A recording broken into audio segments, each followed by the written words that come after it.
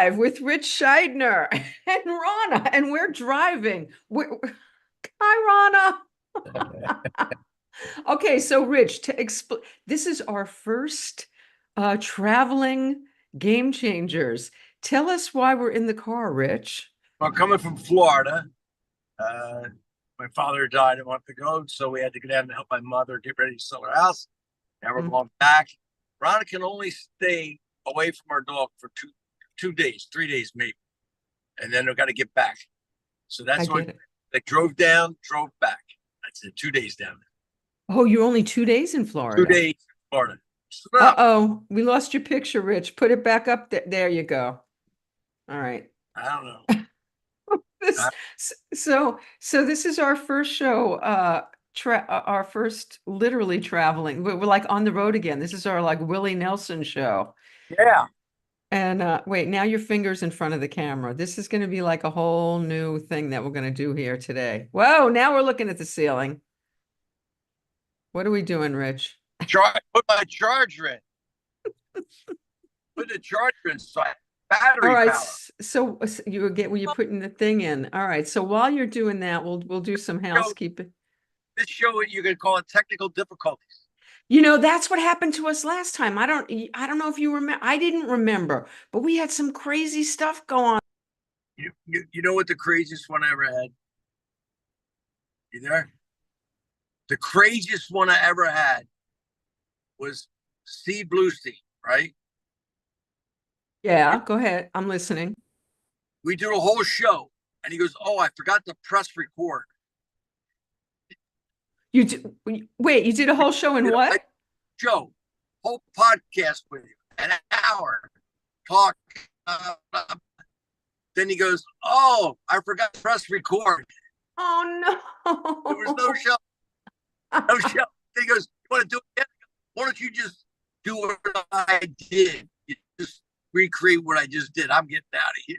Oh my God. Well, everybody's saying be safe. I just want to tell everybody at home that that Rich is not driving. So don't worry. Yeah, Ron is driving. Because you know you're in the reverse, so it looks like you're in the driver's seat right now. And Ronna's not drunk and she's not high. She's the best driver I could possibly have. That's a good thing. We're happy for that. So, all right. So let's get into it. Before we went live, Snuffy asked you if you were still off the sugar, and you held up a little frappuccino. So tell us. I know you're still not drinking or drugging, right, Rich? Sugar is the eternal battle. It's the eternal battle. I try to do the best I can. I have periods where I'm completely abstinent. Then I'm like, what am I? I'm 71. What am I trying to be in the best shape course? I mean, I just want to be in the coffin looking as good as possible. What is it? I should be living my life so that when they look in the coffin, they go, wow, I'm surprised he made it this far. That should be my attitude. I don't know what, but you know, obviously I can go crazy with sugar. I can. I mean, Ron will tell you, I used to sit out front of the house before I came in when Ron and I were living together, and I'd have 5 candy bars in the car. Like I was like a complete closet sugar junkie. You hid them around, didn't you? Yeah, I hid them around the house. I had them stashed in the refrigerator. I had them, you know, because sugar. You know, get that little buzz, go into a coma. You can't touch me now. Can't touch me now. So okay, so we're members of the no matter what club with drinking and using, right? No matter what, we don't drink or use. But I have found that with food, with you it's sugar, with me it's salty snack, it's potato chips and popcorn and that stuff. I can't. I just can't control myself. So why can't we do the no matter what club with that stuff? What is it? We don't have the consequence. I've never been pulled over by police and going, I got to stuff candy wrappers under the seat. You know, better get something for my breath. I got some popcorn on it. It's not the dire consequences. That's the number one thing. And it's, you know, look, I used to be in a writer's room for TV shows, and I'd be like, am I going to go sugar? Am I going to go salt? Those are my 2 things. I go overload with sugar or salt. Those are 2. I mean, that's just what it is. I don't know. They're really good together too. Oh my gosh, of course, salty caramel. I mean, Oh, please. There's nothing there's nothing better than that. So okay, so you've been able to be what's the longest period that you've been able to be abstinent from sugar? maybe a couple months. But the food is another thing. I mean, Ron and I have been doing these intermittent fasting where we Me eat, too. yeah, right. So that's really helped the food, and I'm doing portion control time. Within the food, I'm pretty good. And so if I have sugar within that period, I have sugar within that 8 hour period. But I'm not having it outside of it now. I mean, my danger was sugar at 11 o'clock at night. I, Right. I treated sugar like I used to treat my drugs. I didn't want to do drugs in the broad daylight. It's like at night, like a sneaky thing. The same with my sugar. I want to be walking down the street, crunching into a Snickers bar. It's like in the dark outside the house. Nobody knows. So you're intermittent fasting. So what time do you guys start eating? We today we're, as Ron has said earlier, we're 7-11 people today. We finished at 7. We won't eat again until 11 in the morning. We're an 8 hour period. Today was 11-7. 11-7. 11. See, that's really smart. For us, we eat at night, yeah, we're like I don't eat until 2 in the afternoon, but then we'll eat till 9-10 at night. But that's not good. It's not good. Yeah, it's a little bit too much. I mean, but I like that. We're in that range. We're always in like 10-6, 11-7, something like 12. All right, so wait, if you do the 10-6, 11-7, what do you do when you're watching TV at 9 o'clock at night? What the hell do you do? What do I do? What I mean, if you're not eating, what we hold hands. Ron goes, we hold hands. We keep each other going for the popcorn. We'll do day popcorn. We'll do day watching movies. This sounds like it's so funny. It's like old people's version of doing drugs. We like to cut the butter with a little bit of yeast in it. That brings the high up and stains that high. Look. No, but I'm serious. It's the hardest thing is not to snack when watching TV, right? The hardest thing. No, but you get accustomed to it. I mean, it was a thing now it's, even if I'm not with Ron, I'm holding a diet because I like the way I feel. I wake up in the morning clean. I wake up much cleaner, and I can get work done in the morning. I mean, the funny is this: much as I love the food, sometimes you eat, especially if you eat too much. That's why it's important to like hold the line. Even within that 8 hours, knocks me sideways. I want to put as much fuel in as I need to keep the engine going, but not like overload it. Okay, so now when you get up in the morning, you don't even have coffee till 11? No coffee. Jeez, no coffee. I gotta have the coffee in the machine, ready to go. Push the button. Ronna will wake up. She goes, "Go push the button. Go push the button." All right. Now, do you put anything in the coffee? No, black. Ronna puts cinnamon in hers because she's a dangerous woman. Wait a minute. You went black on us here. I just have black coffee. I just have black coffee, and Ronna will put cinnamon in hers. Only cinnamon. There's no milk or anything in there. Yeah, we used to do that butter coffee for a while. I don't know. I don't know what that was.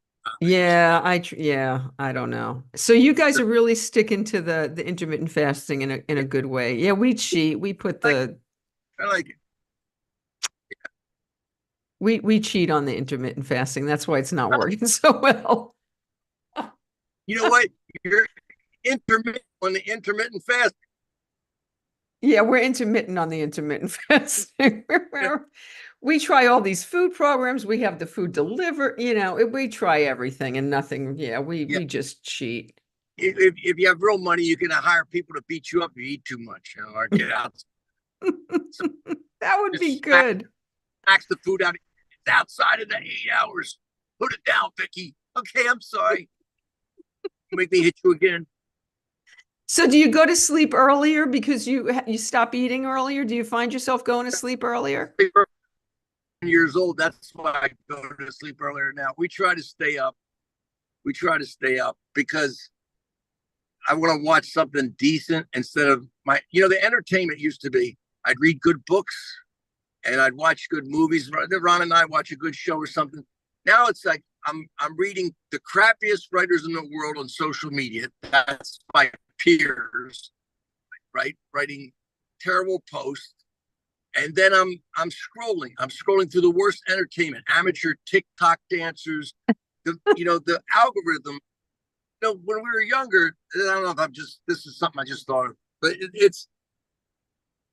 we had the Nielsen's, right? So everybody kind of determined what you would watch. The rest of the community, these are the hit shows. The ones that weren't hit got cut. So you're sort of like, it was determined by everybody else. Now it's determined by me on the phone. I'm the algorithm. So they're feeding what I want to see, which is crap. I have terrible taste. That's why I need people.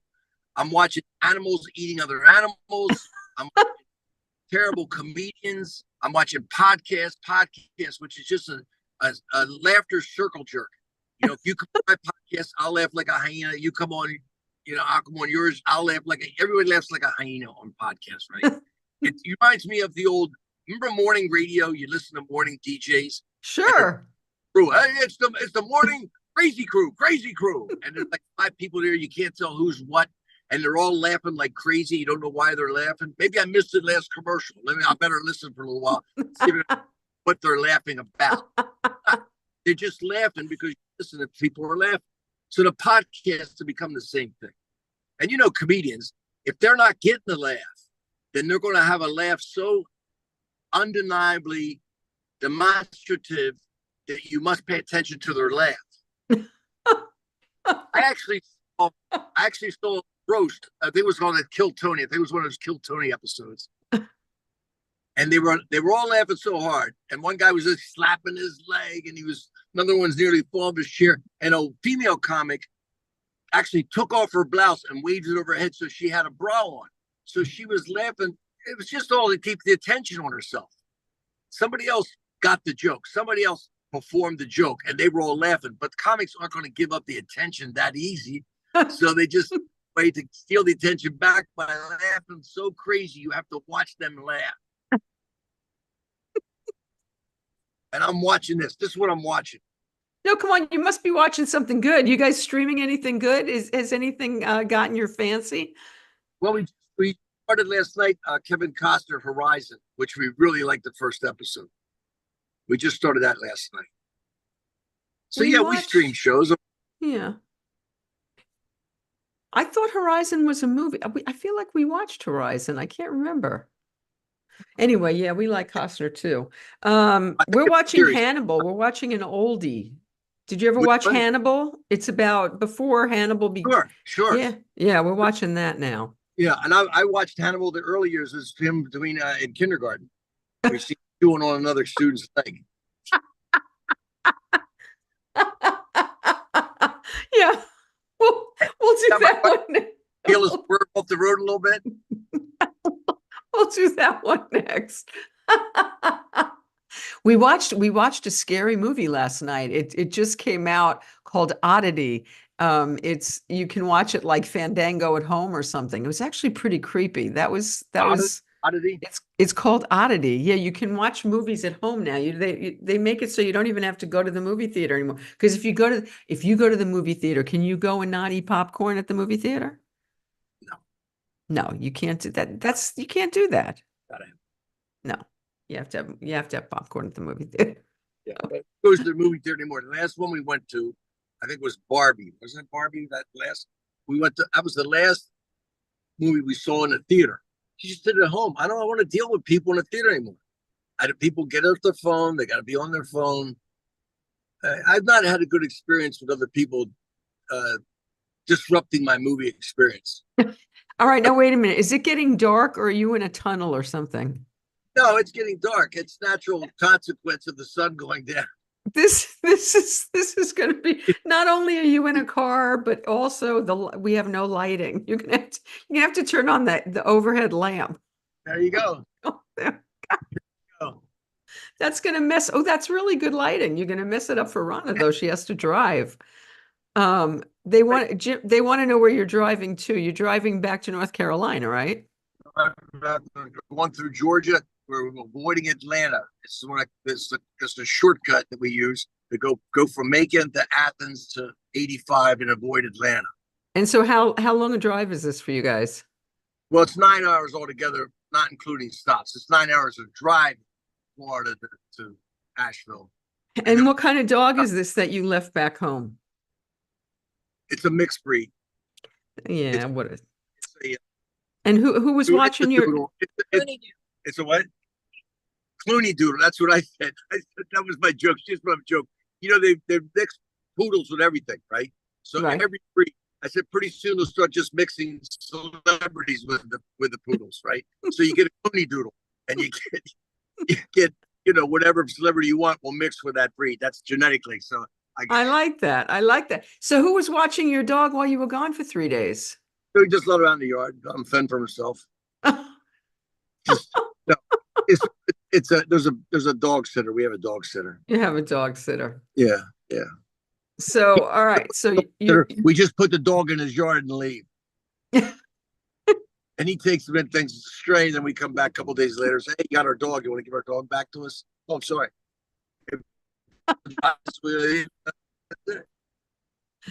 oh my God. All right. So before we get to you, Rich, so how is it living down there in undecided land?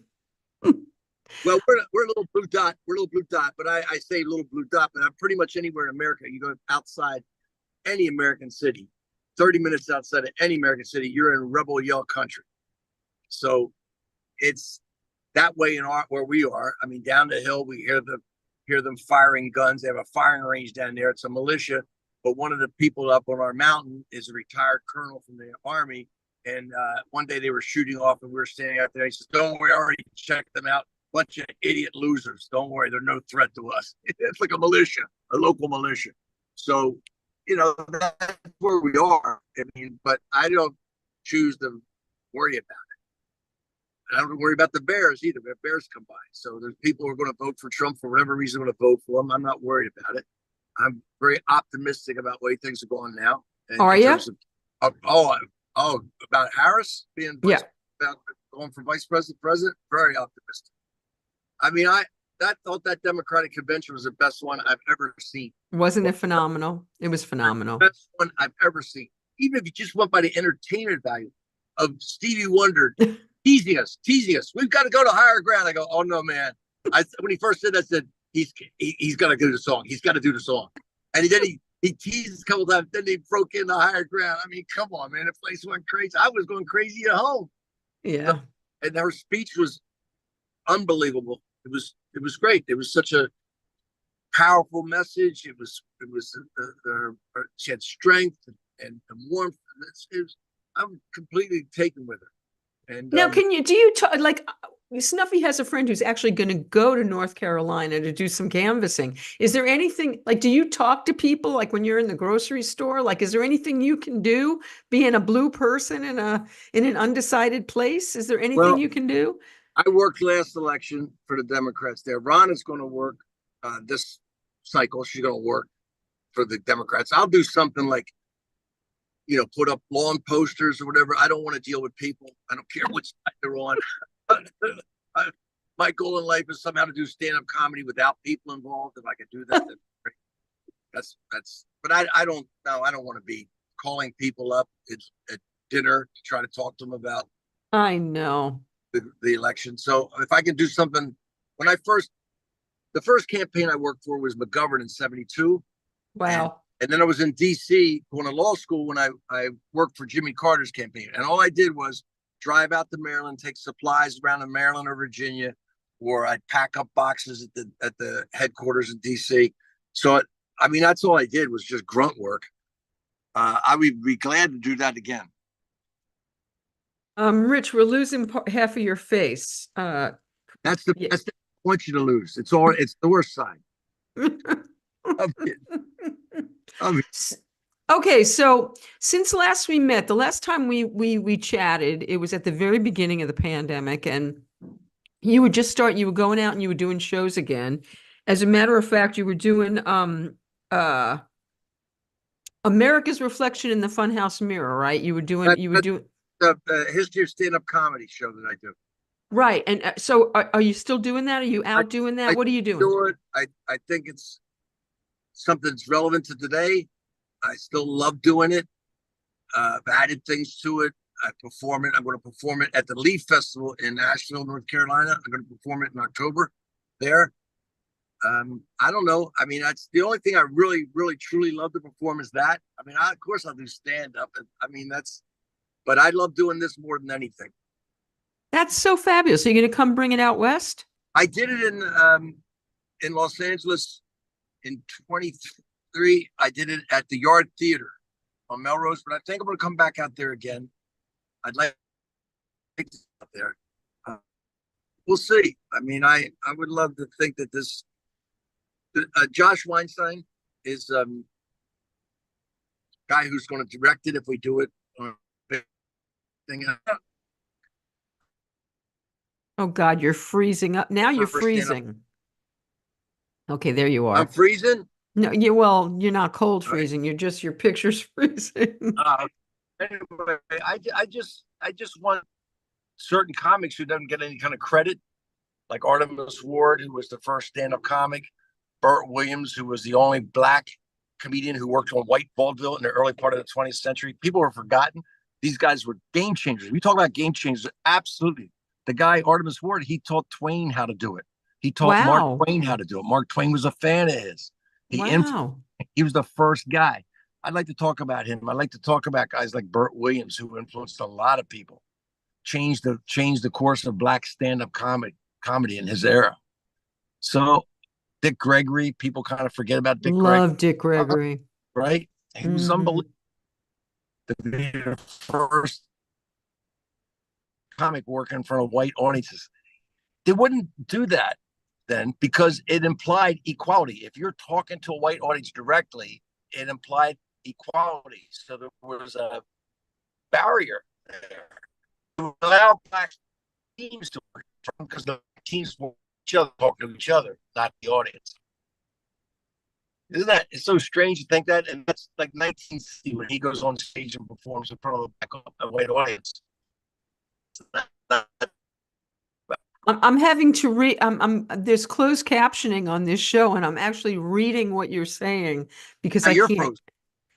Oh, now you're shit. Frozen. Yeah, the connection isn't fabulous. We'll see if it gets better. I think you're driving through like a. We're moving out of the sticks. I think was our problem. We're moving out of the sticks now. Okay, well, hopefully we're getting to a better place. Higher ground. We're going higher ground. So, okay, so Rich, for the people out there who don't know a lot about you, what part you're from back east? Yeah, I'm from New Jersey, originally southern part of the state. And originally going to be a lawyer. My daughter's actually in law school. She did the reverse of you. She started out at Tisch as an actress and now is in law school. And you started out as a lawyer. You must have freaked your parents out when you started doing stand-up. Oh my God. They couldn't understand what I was doing. I didn't know what I was doing. There was no clear path. I couldn't say, well, I'm going to do this and I'll make that money. They saw people in showbiz, but nobody we knew was in showbiz. And I didn't have an idea how I was going to make money or do this. What was the impetus? Well, you're in law. Where were you going to law school? I started law school in 1975. I had a year out of college. Where? In George Mason University, but it was originally in Washington, D.C. The school campus was in Washington, D.C. Then they moved it out to Virginia to the campus. So my degree is from the university. Well, it's George Mason University. That's what it is. And when did you start? When did you first do stand-up? I first did stand-up when I was in law school, 1977. A friend of mine in law school, he thought I was funny. I thought I was funny. We needed another opinion. So he took me to this coffee in January of 1977. I don't know if we even knew to call it stand-up comedy. There weren't any comedy clubs there. I didn't know there were comedy clubs in New York City until I've been doing it for a year. Wow. And a friend of mine in law school, she said, there are comedy clubs up in New York City where people are doing what you're doing here. I didn't know of anybody. When I first started, I didn't know anybody else was doing it. I met Louis Black when I was running around Washington, D.C., he was running around Washington, D.C. We just go to these hootenannies or these sort of open mics at the time, which were really musical people. They were, singer-songwriter types in a pub. Or they had gong shows, a couple of gong shows. I did that a couple of times. And so what was your act? So if you didn't know anything about, what was your act when you first started doing it? I did my big closer, my first closer. The first bit that I did was a big closer was lawyers that just started to advertise they were just legally allowed to advertise around 1977. So it was brand new. I said, well, if lawyers start advertising, they're going to start having television commercials. They'll go really wild. I'll be like, come on over, see Looney, lawyer Louie. He's flash price like you wouldn't believe. His drunk driving charge was $4.99, now just $1.99. Come on, a divorce, $1,000 with child custody, that's $1,200. You could act now. If you're thinking about a murder, do it today. I mean, that's basically, I can't remember what that was. It was like a crazy 80 commercial that I was right. And I hadn't done that in like 30 years or something. I don't know. But anyway, that was like my first big closer piece. And you just pulling bits together. Like I was learning how to. Who was influencing you? Like who were you watching? Who were you listening to? I was influenced by when I first started. Of course, I was a fan of George Carlin. I was a fan of Richard Pryor. When Richard Pryor's movie came out in '79, I must have seen it 100 times. I was a fan of Robert Klein. So when I was on stage when I first started, I sounded like a Jewish black hippie. That's what I sounded like. I was influenced by everybody. And then when you're on stage and you find yourself doing a Robert Klein move, don't do that again. Some hand gesture that feels like it's a George Carlin thing or something. Don't do that again. So you just kind of keep stripping it away. So were you catching yourself, or would somebody say something to you? No, they didn't. Nobody knew. I mean, it was so unusual for them to see a comedian. I remember when I knew I was doing okay, I'd go and talk my way onto these singer-songwriter nights. I'd be the only person doing stand-up comedy. Wow. And I remember one time I didn't come around to a particular place for a couple of weeks, and I came back, and on all the other people, they were all musical people. They said, hey, where were you? We missed you. I go, they missed me. I must be getting a little bit funny because I'm making them laugh, right? So there was no other. Then this place opened in 1978. I was in law school again still, and a friend of mine came up with a Washington Post newspaper, and in like want ad section, right, of this big newspaper at the time, it said this bar was looking for people to do comedy. Come down to this bar, El Brookman's. It was down in Southeast Washington, and I went down there and I met Bill Masters and Kevin Rooney, who became a great friend of mine, and Ron Zimmerman and John Hay. All these comics. Lewis Black was there. Pete Mulrooney, who moved to Chicago eventually. There were a lot of comics there. All of a sudden I go, oh, these people are, and they all wanted to do stand-up. So we started doing stand-up down there, and it became a very hit place because they did a television show, local television show, came down and interviewed us all and showed what we were doing. And then the place was small. It was small. It's a very tiny place. Did you ever bomb, or were people so hungry for? Were people so hungry? Did you ever bomb? Well, you started. You didn't have to be funny. If you were just interesting, if you're just up there doing something, trying to be funny, they give you credit. And we're doing shows in front of the same audience. They just stay there all night. So we do a show, then we take a break. We got in the parking lot. We all smoke joints. And then go, what do you got for the next show? Anybody got any ideas? So were you doing? So it doesn't sound like you were doing like jokes. It sounds like you were doing. Yeah, we're doing stories, jokes, whatever you could. Look, I remember going to Earth Day. This is one of my early bits. So I go to Earth Day, right? It's out in the Washington Mall. Bonnie Raitt, Jackson Brown, the Eagles, all these people, and they're chanting no nukes. This is back when it was really anti-nuclear energy thing. This is right.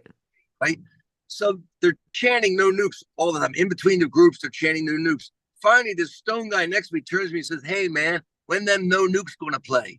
Right? That's a joke. I'll take it on stage, right? You take it on stage.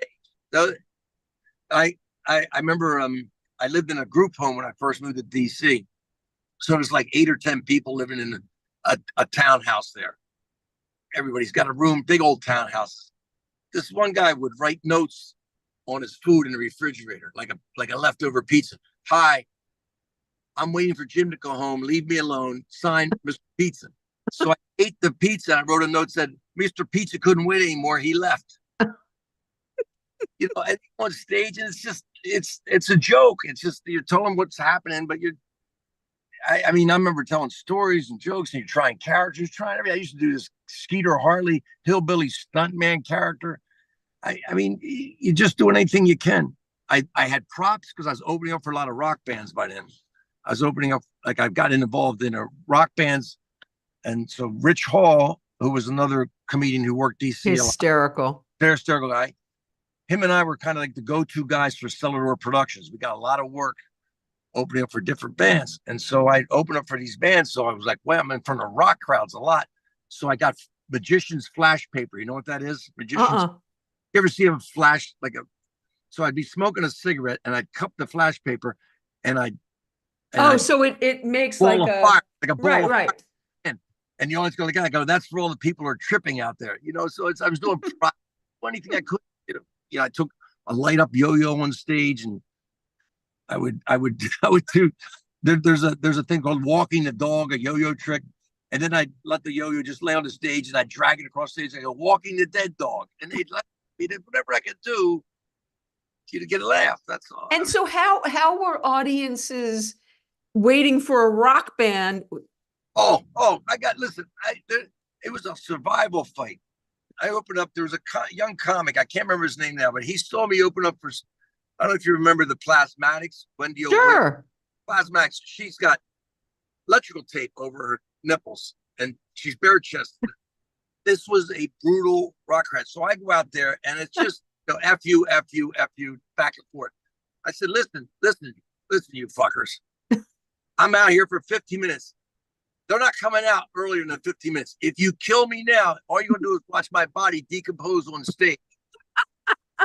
So he laughed, and then the guy yells, let's kill him now. And then they start heckling me again. So I had like a 2-second reprieve. So I come off the stage, and Wendy Williamson watching from the wings, like most, they watch a comic. Right. She's like, wait, Rich, put the camera so we can see your whole face. Yeah. There you go. Off the stage, she's like, hands me a beer. She goes, I'll get those fuckers. And her act was, which I'd never seen him before. She chainsaw a TV in half. And then part of it was they'd shoot a rifle into the ceiling. But they told me sometimes, this was afterwards, because when she shot this rifle into the ceiling, plaster came down. This was a theater, right? An old theater. And I'm like, that was a bullet that went up there. And I asked one of the roadie guys, I said, sometimes she puts a live round in there. She was like out of her mind, man. She really was. I go, oh, bam.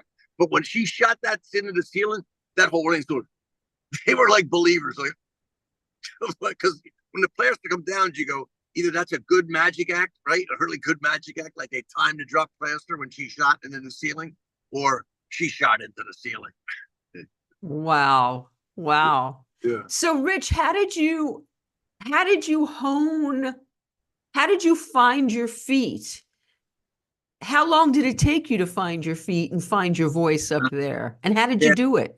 I don't know. I mean, I did it by stage time. The only thing you can do is stage time. That's the only way to get better as a comic. You cannot practice your guitar in the room and come out and show all these great licks you've worked on. You can't practice dancing. You have to be in front of a live audience to improve. So I went and got every bit of stage time I could get constantly. And I remember a bunch of my friends from high school saw me probably about a year or two into my doing this. And they're like, yeah, that's great. That's cool. We went out drinking. Then they saw me like 3-4 years later, somewhere around there, whatever. And one of my friends pulls me aside and said, man, the first time we saw you, we were like, yeah, he's getting laughs, but he's not really rich. He's not, this is not really who you are. You're kind of different up there. But tonight, you were like you were funny back in high school. You were so I Oh, stripped away all the other stuff and was just doing what I used to do, it just with different material and different format. But it takes stage time to do that, just constant.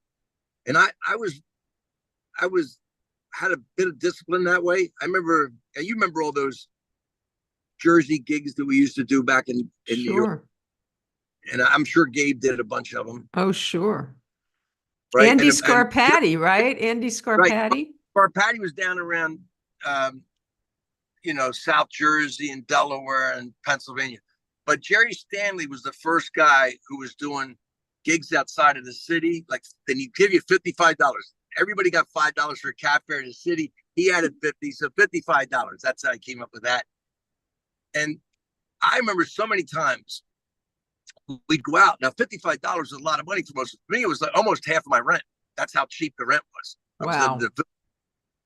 and most comics would come back from that and they just go to the bar and they go, I'm done for the night. I went out and did a Jersey gig and they'd come sit in the bar. But I'd go running right over to the Pat Buckles at the Improv, the manager, and say, when can I get on next? And I'd call over to Bill Maher and catch, hey, can I get on over there? Yeah, come on over. I'd do 3 more sets if I could. Go over to Comic Strip. Try to get on late night there. I would do as many sets a night as I could because nobody had told me that yet, but instinctively I knew that the only way to get better was to go on stage. Did you finish law school? Yeah, I did. I have a degree. And I never used it. Never used it. I wasn't even sure. Last year I taught at the University of North Carolina School of the Arts. I taught writing there. So they said, do you have a postgraduate degree? Because you can't teach college without at least a master's. I said, I have a law degree. They said, that'll do. So I had to call the school, Georgia University, which is in Northern Virginia. And I was worried they're going to go, 1980? We don't have any records from 1980. We don't have any 1980 either, But they did. They sent my diploma and I have what my parents had it. My mom gave me my diploma. I didn't even know I had the credits to do it. I thought I left law school too early. A friend of mine who had got me involved in the prison project. He was in a national prison project. Randy Berg, great guy, started the Florida prison project. He had me do pro bono work where I drove from prison to prison and interviewed prisoners for this woman who was an ad hoc professor at the law school. And she got me school credit. I didn't know that. So he called me once when I was in New York and he said, you're the only person who had enough credits to graduate, didn't apply to graduate. I said, what do I do? He said, well, I'll fake your signature. I'll write your signature. And where do you want to send a diploma? So I had him send it to my parents and they put it up on the mantelpiece for a while. Hey, look, he graduated from law school. That was it. I was up in New York doing stand-up comedy. I never told anybody in New York that I went to law school. I didn't want them to think I had an out. I didn't want them to think I had another thing I could do. Well, I assume you didn't take the bar exam. No. No. I didn't. Back then, you couldn't get on stage unless you were all in. That's how precious stage time was. It's not like today where you have permanent amateurs, hobbyists, looky-loos, people that never intend to turn professional. Back then, you weren't all in. You weren't getting on stage. You had to hang out, wait like a vulture for somebody not to show up so you can get a 12:30 spot. Move up. Do you remember, what was the first club that you passed and became a regular at? The Improv in New York. And then Catch and Comic Strip. So I would say if you work all the clubs maybe, but you always identify with one club or another. So I would definitely say the Improv was the club I identified with. That's probably because Glenn Hirsch and Rick Overton were the ones who recommended me. I met them in Garvin's in Washington, D.C. That opened up in January of 79. All of a sudden, these New York comics and some L.A. comics would come down, and I was one of the MCs at the club. And I met them. They're like, you got to come to New York. And I knew that. I knew. And I went out to L.A. in 78. I drove across the country to check out the Comedy Store. I don't know who it was, but a friend of mine, she was living with a big drug dealer out in L.A. Got great weed, unbelievable weed. So I go to the store with a bunch of joints, and I, bribe my way in. I saw Richard Pryor, Tim Thomerson, who was, you know who Tim Thomerson is? I don't.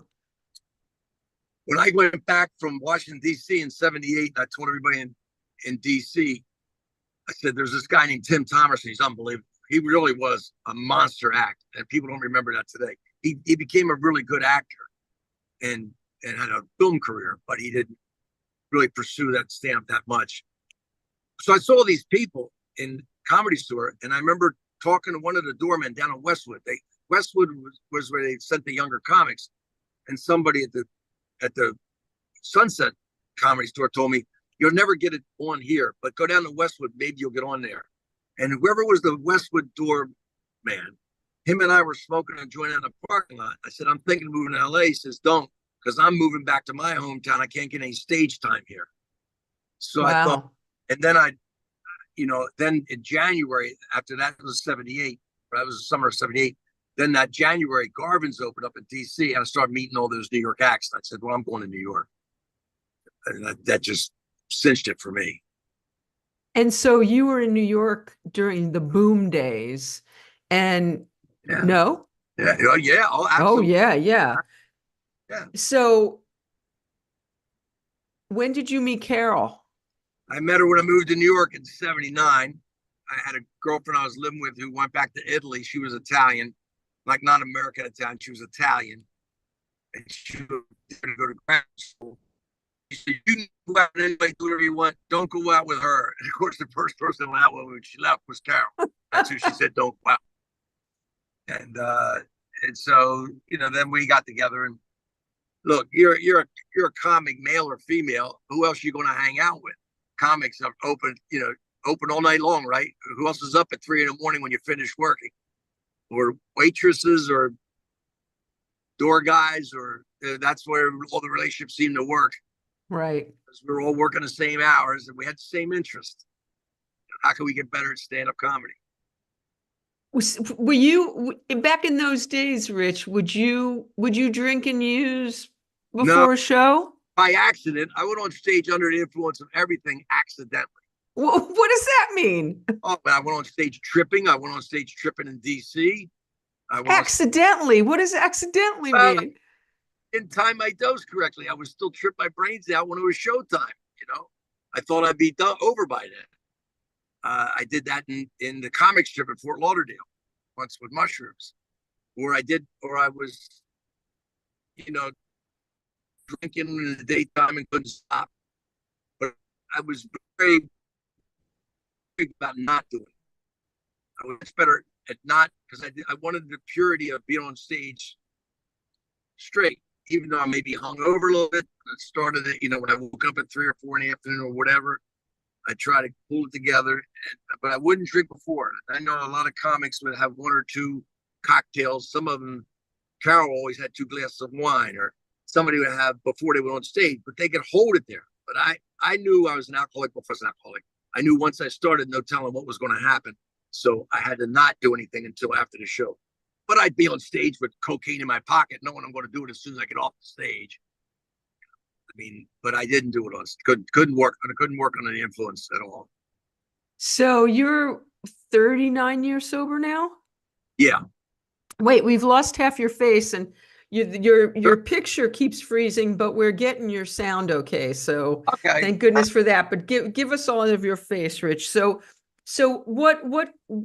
So you're working. You're getting a lot of work. You're doing well in that world.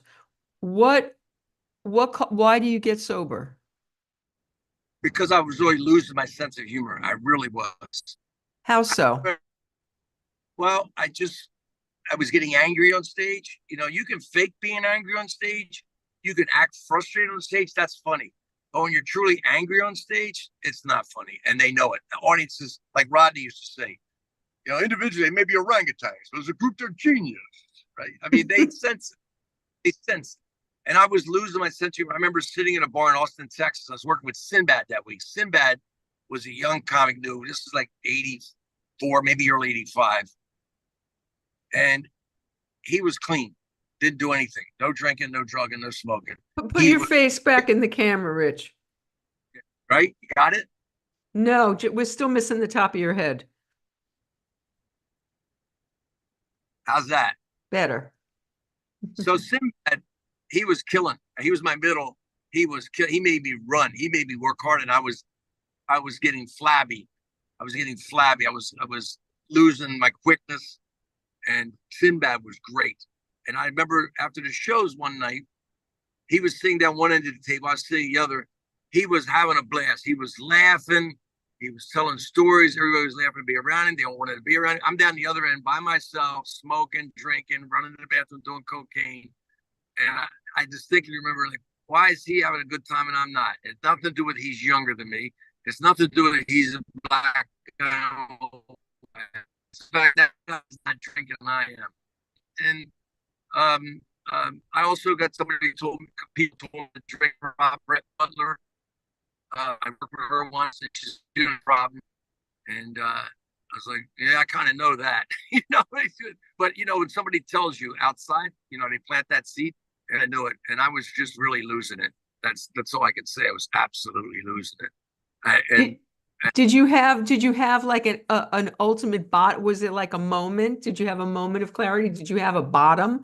Like one day that okay. I was sitting at the Improv in LA. I'd already done a Tonight Show, and I'd done a second Tonight Show where I did material I shouldn't have done. The only thing that saved me was I convinced Jim McCauley let me do it, but it was heart attack material, and Johnny Carson, who smoked 4 packs of cigarettes a day, had a mortal fear of heart attacks, and he hated it. So I kind of burned out that. I didn't think I was going to be on Tonight Show. I was sitting at the Improv bar, could not quit drinking, and every time I'd order from Eddie, the bartender at the Improv, I'd be like, I got to quit drinking. I got to quit drinking. Give me another one. I got to quit drinking. And he got sick of hearing it. So he went down to the bar. At the other end of the bar was a guy named Mark.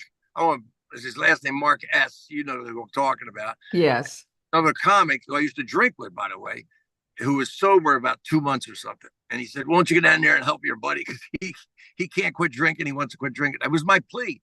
It was my plea to God, whatever you want to say. I was in a bar saying, I got to quit drinking. And somebody heard me, and Mark said, you want to quit drinking? I'm like, absolutely. He said, I'll come get you tomorrow, and I'll take you to a place where you can quit drinking. And he took me to a bunch of people, and that started the journey for me. I just was desperate to quit. Wow. I was just desperate. That's the only thing I think of is I just got to quit. I mean, Mark told me later that he saw me get kicked out. Oh no, you froze. Rich, are you there? It's not being 86th in the Rainbow Room. It's being 86th.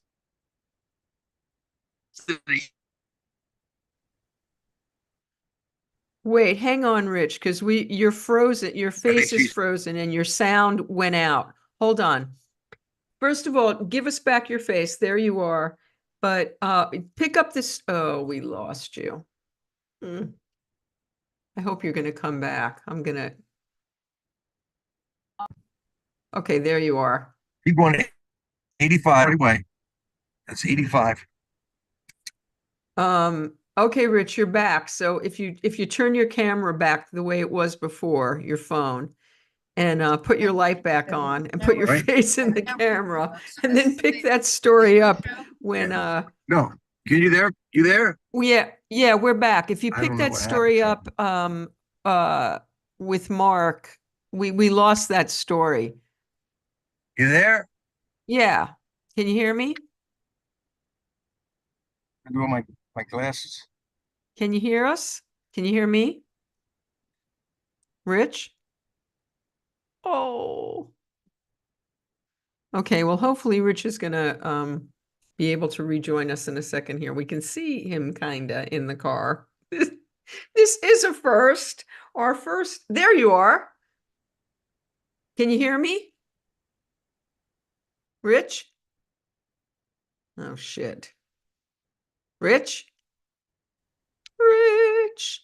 You there? Can you hear me? We're in the middle of nowhere, Vicki. I know. Can you hear me? Oh boy. Can you hear me, Rich? Yikes. Can you hear me? We can see you now. Not giving up. Can you hear me, Rich? Oh, well, we might You have hear me? to. Can you hear me now? I can hear you. Can you hear me? Yeah, I can hear you. Okay. All right. So we need you to pick that story back up because we lost that story. Oh no, now we can't hear you. I can hear me Oh now. yeah. Yeah. Yes, I can hear you. So I was improv. Can you Yeah. I can't even see I can't even hear what you're saying. I can or can't hear me. Yes. Can't hear me. Can hear me. Can. So I'm at the improv that helped me stop drinking. I was just desperate. So ultimately the plea was just being made at a bar. My plea for help, my prayer for help, whatever you want to call it, was me sitting on a bar stool at the West Hollywood Improv on Melrose, drinking and saying I got to quit drinking. But now you'd already I had some did. success. I mean, you'd already been on Carson while you I'd were drinking, right? blown it. I'd had success. I had some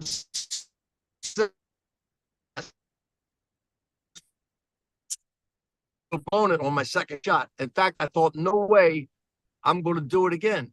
No way I'm going to get on again. It's too bad because I got a great story to tell you. It's too bad. I All got a right. great I story. can hear you now, and I want to hear We your are so. I want to hear your great story. Tell it. Okay. So, but I'm just going to do my stand up comedy. It's getting. I Shit. start getting some. No. No, we've lost you, Rich. Damn. We've lost you, Rich. Rich, can we do a part two on this because we can't hear you and you're freezing. Can we reschedule this so we can hear this in clarity? Can you hear me? So there you are. There, all right. There you are. Turn me back sideways because you're sideways It's not even now. coming around now. There you are. There you are. Okay, now I can Vicky's see. like, she's Now I doing can it. see you and hear you. Can you hear me? Can you hear me? So, Oh, yeah. So do stand up about a year. yeah. I don't think this And is Jim working. McCauley, who was the Mm-mm. Rich, we're gonna have to do a rain check on this because you keep freezing. he's like, Becky, I gotta call you back. Okay. All right, everybody. I'm sorry to do this to you. I hate this, but we can't keep Rich because he's driving in the sticks in Georgia somewhere. So I promise you we're going to have Rich back. And I'm so sorry. I didn't know that Rich was going to be driving during the show. I thought he was going to be in Florida. So I think he might try to call back. Let's see if we'll give him a minute here to see if he calls back. And if he calls back, we'll give it one more shot. And otherwise, we'll reschedule for another time. Yes, we're definitely going to do a part two.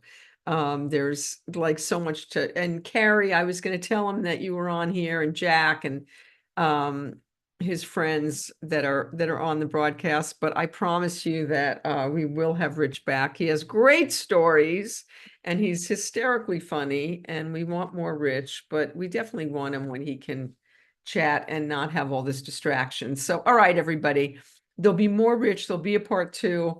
It'll be probably in October, and Anyway, thanks for tuning in. I'm sorry that it was so frustrating, but love you all. And there'll be more Rich as soon as I can schedule it. And happy Labor Day weekend. I will see you guys next Wednesday with Bruce Watson of Foreigner.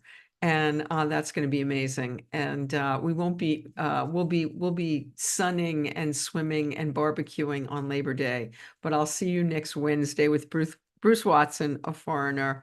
He is a well-dressed man, and that's going to be very fun. All right.